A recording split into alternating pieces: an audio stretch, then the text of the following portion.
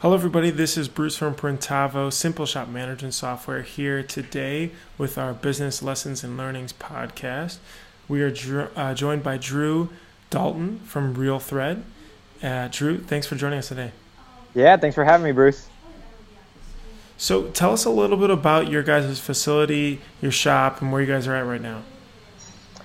Yeah, so we're in a great shop that we kind of built out from scratch, really from the ground floor up. The walls were existing, but other than that, it was just an open slab. And so we've been in that about 3 years now. It's 15,000 square feet in total. 10,000 of that is our production facility. Then 5,000 is kind of between the office, the kitchen, common game room area, that kind of stuff. So great facility. Gotcha. So you guys started in 2009 up to now. Now, how many people do you guys have? How many team members? And where were you guys at last year revenue-wise? Yeah, we have about 30 full-time right now. They're add a few part-time in there, but for the most part, 30 full-time. Last year we did about just under $6 million in revenue. And yeah, that was up nicely from just under $4 million the year before. That's awesome. Where do you think some of that growth came from the year over? You know, a lot of it is just taking good care of our customers. You know, if you have a good product, good service, honestly, like growth should be pretty easy if you have that great a product and service. And so honestly, a lot of it is that. I wouldn't say there was any one thing that did it, but if there is any one thing, the biggest driver would just be, you know, a great product, great service, taking good care of your customers.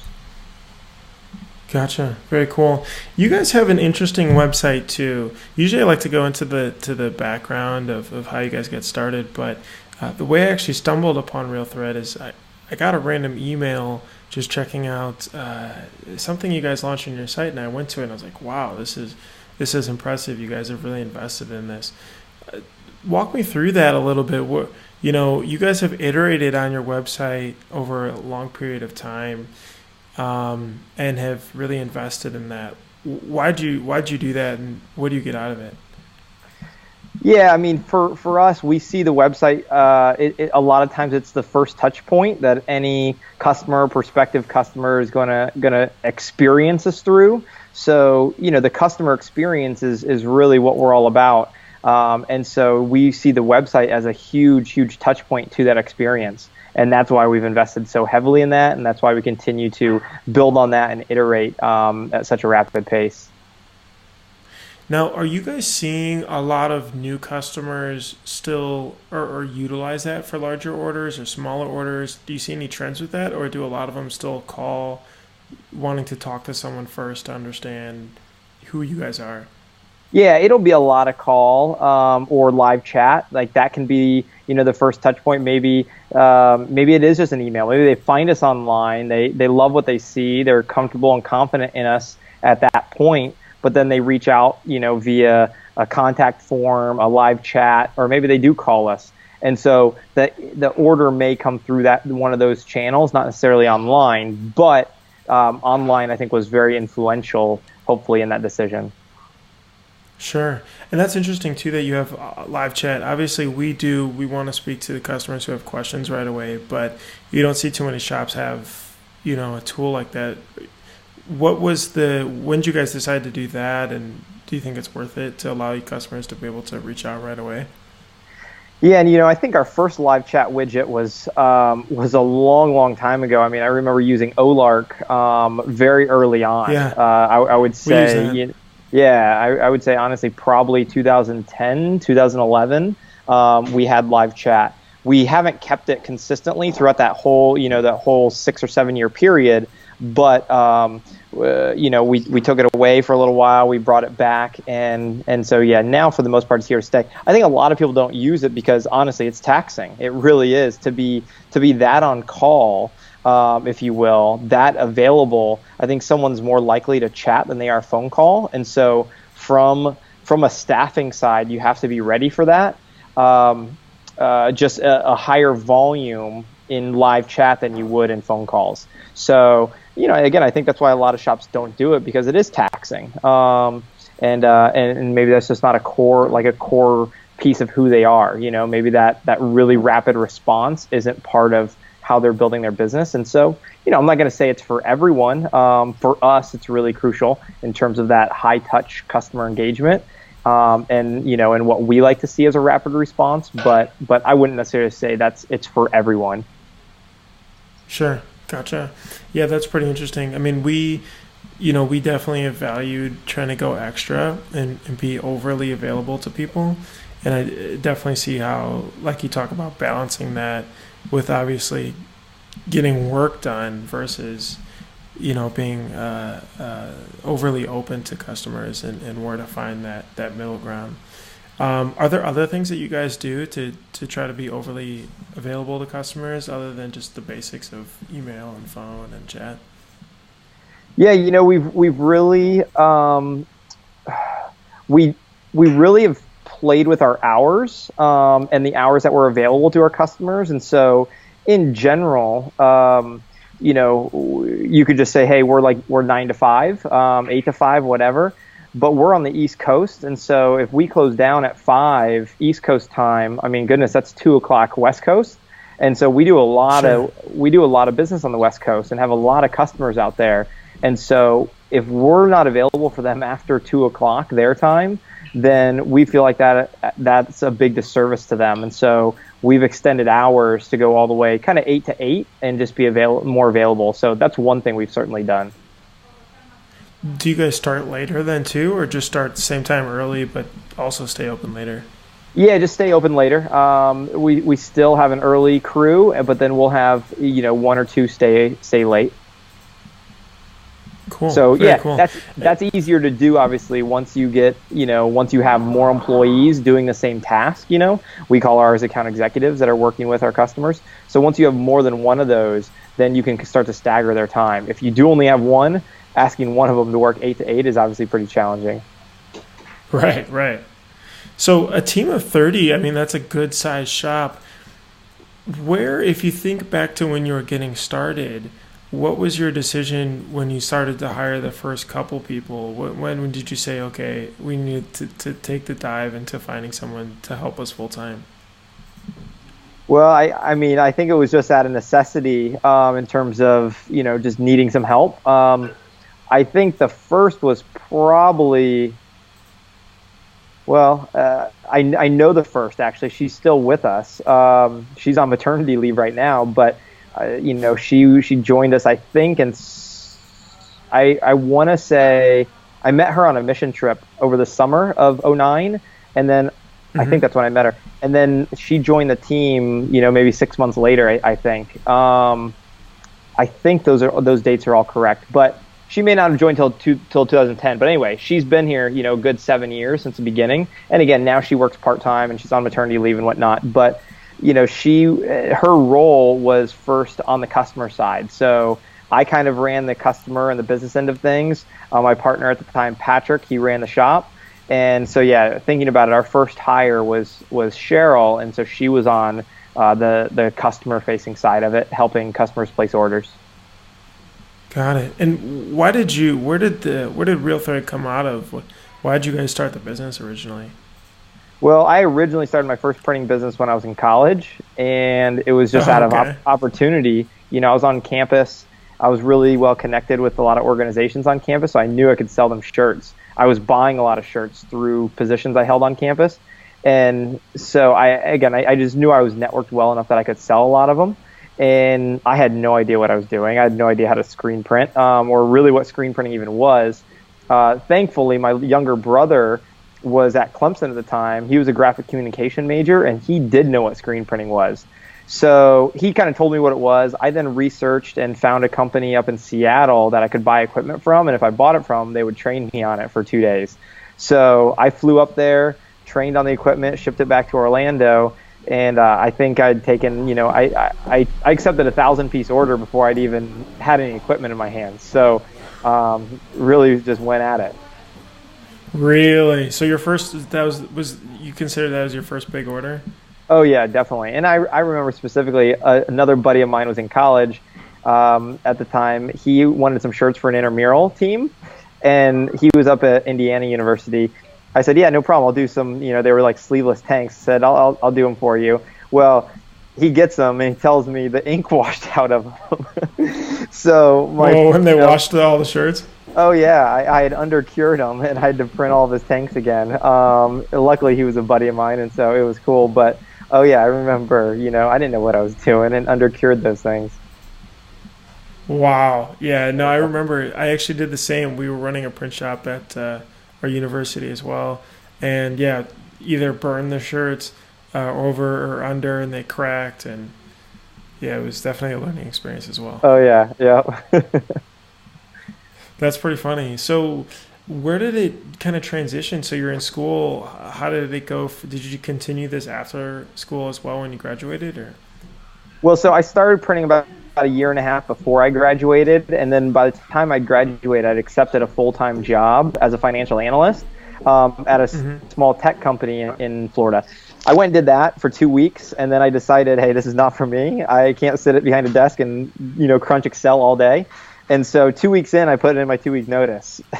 And at that point, I was helping this other business in Orlando, went and helped them for 9 months, and then left that and jumped into T-shirts full time. And so, when I did that, I said, hey, I want to do this full time, but there's tons of screen printers out there. I need to do something to differentiate us. And so that's when I made a decision to go with all water-based and discharge inks. And we made the switch overnight, threw out all the plastisol, loaded up on water-based and discharge, and that's what we've done since. So that was the summer of 2009.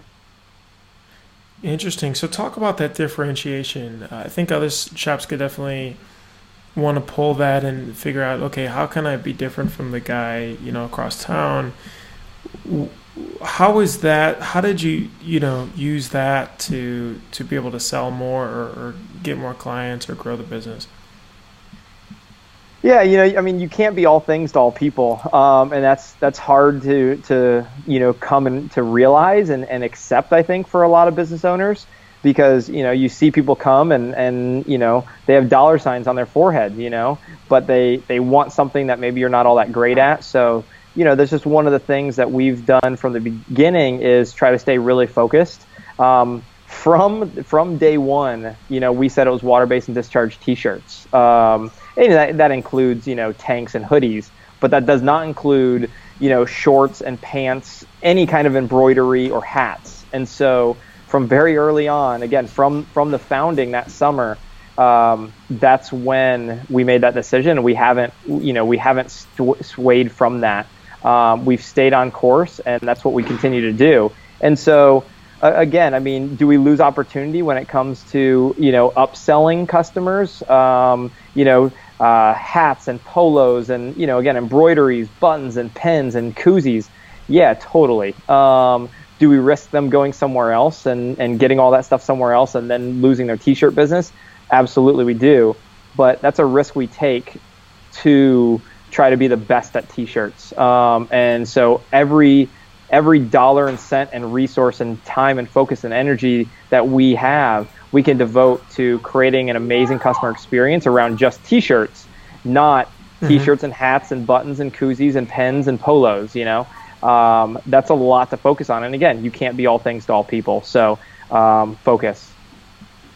Yeah, that's interesting. A lot of shops that we talk to especially love to, or they want to expand horizontally and be able to handle those different products, while you guys have stayed and had incredible growth over, the 8-year period or so. And I'm sure you feel it on the printing. You feel it building software, right? You want to build an application that many people can use, from T-shirts to hats to embroidery, and all this. And so it does complicate your system, right? It does make your development time longer or more complicated when you add all these elements and these variables. And so, you may feel like, hey, you have to do that, right? To serve the audience that you want to serve. But as the business owner, we can choose what we want to do. Realistically, you don't have to do that. You may choose to do that and build the product to offer, all these different, pricing calculations and models and, shipping solutions and whatnot. Again, screen printing and embroidery are two very different things from, what it takes to, just how you'll build the system to accept them, and the products that you source, and, having inventory for thread colors versus ink colors and flashes, and, anyway, they're just different, right? And so you have to make decisions regarding how you build your platform. As a business owner, we have to make decisions. Are we going to support all of these things? Or are we not? And so again, I'm not saying one's right or wrong. They're true decisions that have to be made, and there's always a cost benefit to those decisions. Sure. Yeah, absolutely. That's very interesting.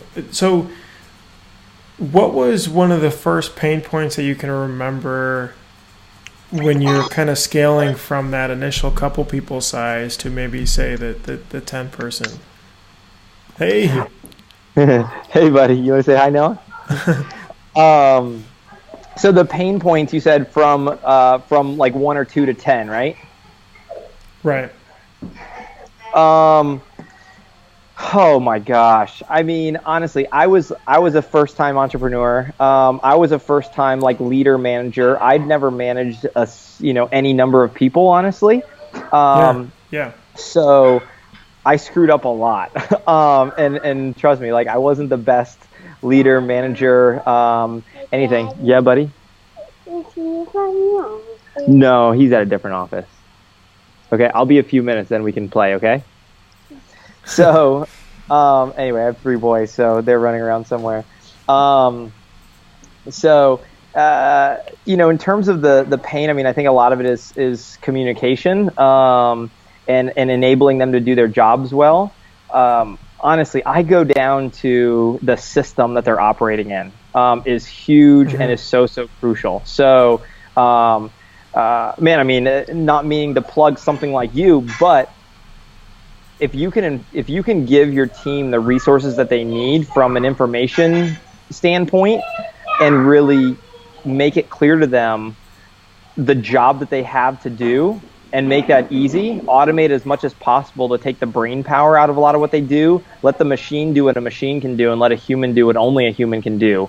And so, a human can certainly talk to a potential customer in a much more authentic and loving way than what a machine can. Okay, I'm not saying that a machine can't do it, but that's just something that we're choosing not to automate, right? But in terms of how something is priced, okay, there's no sense in making your team, your salespeople, crunch these numbers, do these manual calculations when a machine can do that so much more efficiently and sure, really effectively than what a human can. So, our early systems, I mean, trust me, it was whiteboards and it was Google Docs, Google Sheets, for POs, and it was not elegant, but it got the job done, right? And it let us move into the next phase, which was certainly bringing in a system, and that really helped from an employee standpoint, and started to reduce some of the pain. So if you would go back to that period, what would you do over again to be like, man, I messed this up. I could have done a way better job doing X? Well, I mean, realistically, I probably wouldn't change much just because what it taught us in terms of what we went through. I wouldn't change that experience, But looking back, I mean, I would build a system earlier. We built a proprietary system, right? But we didn't start that way. We went from, Google Sheets to a FileMaker app to our own proprietary system. That proprietary system did wonders for us in terms of the things that we could build it to do. And so I would probably do that earlier, but just any system, right? I mean, any system is generally better than Google Sheets. Google Sheets Yeah. is a step up from a legal pad, but aside from a legal pad, anything's better than probably working in Google Sheets. Yeah, we have a lot of shops that we definitely work with that are kind of starting to get into that phase. Even some as big as 20 people that are still kind of like job boards, and and that's just what they've been doing. So helping them make that transition is it can be difficult, but they want to. It's just that maybe the feeling a little bit scared since we've been doing this for 5 years type of emotions. But so do you guys have developers on staff too? We do, yeah. Yeah, we have one full-time developer, then one part-time. Very cool. Yeah, that's interesting. We do talk to shops that have wanted to try to build it or their own tool, and are not totally have an idea of where to start, but they're like, we're trying to do everything. And that is kind of one of the things I do tell them is it's not just the initial build, it's the maintenance, it's the long term, it's the changing it and all that has to be managed. But oh yeah. So that's neat. So from the website front end side, does that connect to the back end side too? Yeah, it does. Yep. Very cool. Now your son popped in there. He's a pretty cute guy. I'm curious. A lot of other shop owners too have families or girlfriends, wives, things like that. How do you balance that from early on to now, work versus home and family responsibilities? Yeah, it changes. It just depends. For me, it just depends on kind of what's required of me at home. And when I started the business, I didn't have any kids, and so I worked a lot more, or just for longer periods of time, probably straight. I mean, honestly, I lived at my shop for a short period of time. There wasn't a shower there, but there was a gym across the street, and so every morning I went to the gym, and a lot of mornings I didn't even work out, but I would still be in there showering, because literally right across the street was a gym. And so, when you live at the shop, I mean, I didn't have a TV there. What else was I gonna do, other than work in some form or fashion? And honestly, there's a season for that, and I'm not even gonna call that unhealthy. If you have a family and 3 kids at home and you're doing that, now that's unhealthy. If you're single and don't have serious obligations outside of taking care of yourself, honestly, then do it. Again, I think there's a season for everything. But again, as I got married, had kids right away, the demands at home become greater, and so then you have to shift some time, and ultimately, I think it forces you to be a better leader, really. There's Parkinson's law, which basically says, work expands to fill the time allotted. And so if I give myself, again, early days, right? If I give myself 18 hours a day to work, well, then I'm going to take 18 hours to kind of do what really needs done, what's most important. If I only have 10 hours to do that, well, I'm going to figure out how to do the most important things in 10 and offload the others, right? And so anyway, I think ultimately just constraining your time actually does make you a better leader and manager as you become more focused and have to only do what you are most valuable doing, and realize, hey, you can offload and delegate some things that someone else can do just as well as you, or in a lot of times even better. Yeah, gotcha. Now, as far as delegating and hiring, how do you find some of your staff, and of varying skill levels too? Is it posting online? Is it just referrals internally? Yeah, I mean, we've been really blessed in terms of just friends. I mean, friends of friends really goes a long way, and for the most part, I don't know that we've totally exhausted that network. Maybe at 30, maybe we're starting to get there. I don't know. But honestly, a lot of it's been friends of friends. I mean, if you take care of your employees, just like you take care of your customers are going to tell other customers, right, that, hey, you're a great place to do business. If you take care of your employees are going to tell other potential employees, hey, this is a great place to work. And so the recruiting, for most roles shouldn't necessarily be all that challenging. Gotcha. And what are some specific examples of things you guys do to make sure that people are taken care of, other than compensation? Yeah, I mean, compensation is honestly a pretty small part of it. We were really intentional in terms of when we built our current building, when we were building that out. Obviously, we've always had this office versus production like kind of battle, right? And I think most shops can probably feel that. So we did everything that we could to kind of bridge that gap and be intentional with bridging that gap. So obviously there's a huge concrete wall that separates our production facility from our office. Well, we put $10,000 worth of windows in that wall. And trust me, when the contractor told me those were $10,000 windows because of the headers and stuff that were needed, honestly, sure. Like this thing was already over budget. And I was very close to cutting those out. I really thought about it. And then the architect says, hey, he goes, remember why you put those in there, okay? And then that was all I needed to say, okay, it's a well-spent 10 grand. So that's just one thing that we've done to try to intentionally bridge that gap between office and production. Then, the office or the kitchen area, we've got, Nintendo and ping pong and that kind of stuff. And so the kitchen, we stock our kitchen. And so that was intentional in terms of that's the one kind of community place where both like office and production teams will gather. They'll be there for lunch, break bread together. And that just helps build those relationships. And that ultimately is going to make a more efficient and effective organization if we can get those relationships built. But, it's tough. And honestly, we had to be very intentional with it. And we were fortunate that we were able to do that through a build out that the building supports that. Yeah, that's very cool, especially being very focused on trying to make sure you have one cohesive organization. Were there any other things that, like the windows and the kitchen layout, were there any other things that you guys purposely did to try to keep that glue and keep everyone together? Yeah, like I said, stocking the kitchen so that people gather there.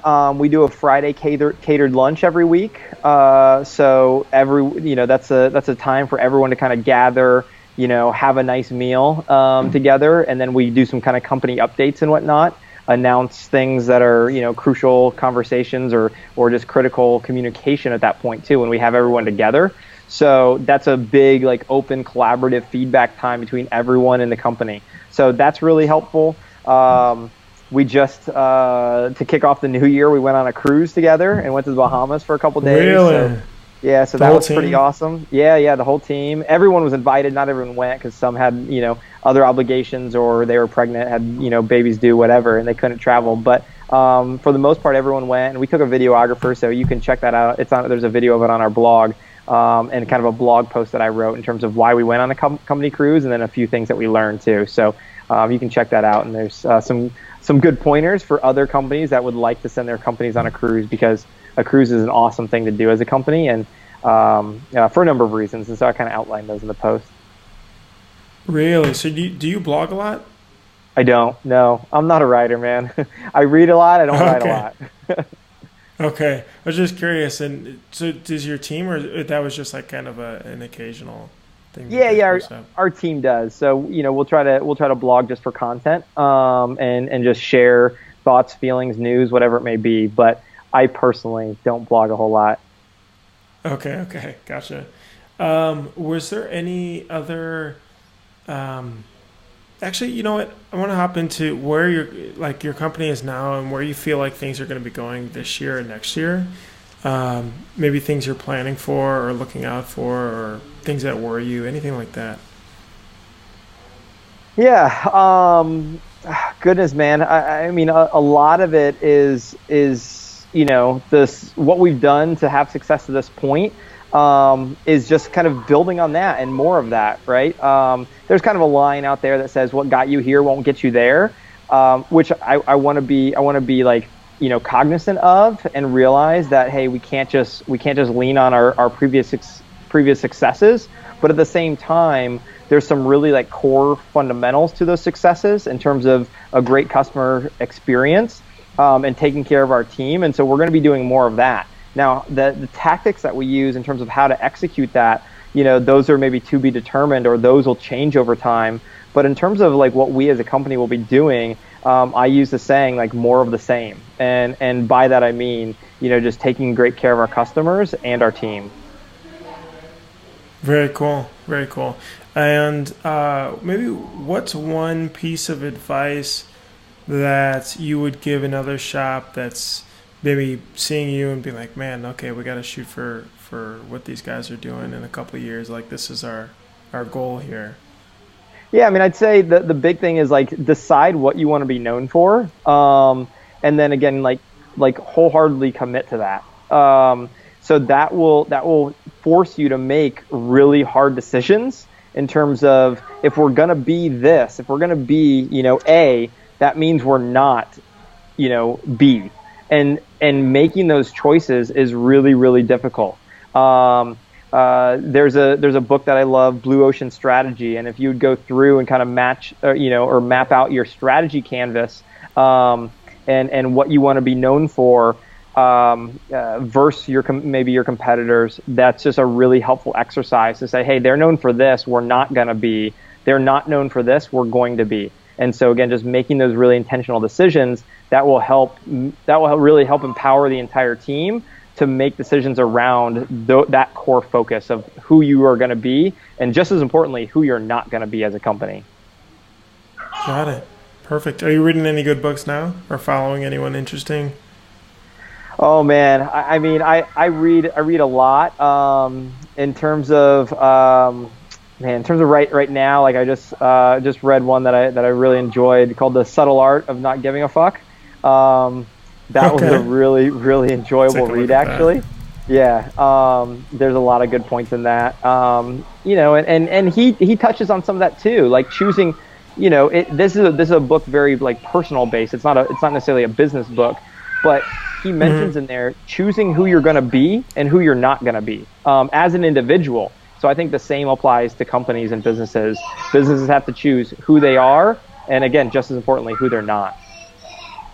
Sure. Awesome. Well, Drew, I really appreciate giving these tips here. I definitely think someone could find this useful out there. So, again, I appreciate the time. You guys are going through some nice weather. It was snowing here yesterday in the middle of March, which is crazy. But anyway, that's crazy. Another topic. But cool. Again, thank you again. Yeah, it was great to be here. Great. Thanks for having me. And yeah, thanks, man. All right, bye. Okay, see ya.